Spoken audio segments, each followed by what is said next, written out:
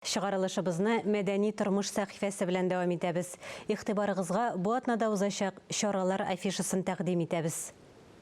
Хәерле иртән, эфирдә мәдәни тормыш сәхифәсе сезнең белән мин Динә Нишметдинова.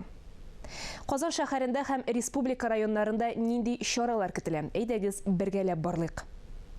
Камал театрында шимбә көнне сагынырсызмы, якшәмбе көндез хуш авылым, хыял, кич иләнәм тат спектакльләре булуы көтелә.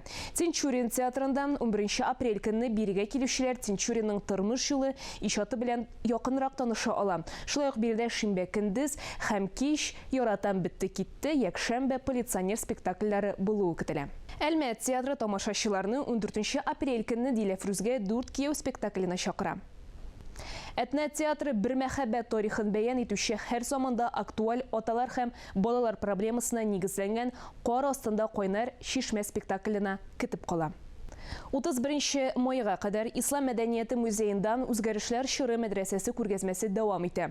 Экспозиция Казан Мөхәммәдия мәдрәсәсенең 140 еллыгына һәм аңа нигез салучы, җәмәгать һәм дин эшлеклесе, педагог Галимҗан Барудинның 165 еллыгына багышланган. Легендар җырчы Әлфия Абзалова исемендәге музейда җыр-моңга гашыйк кешеләрне үзенә чакырып кала.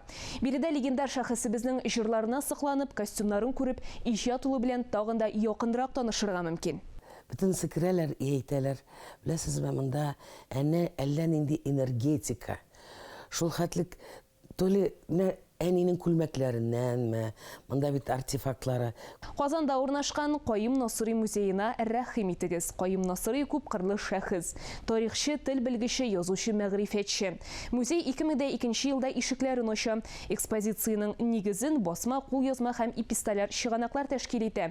Биредә шулай галим язган китаплар, шәхси архивтан алынган фотосурәтләр саклана.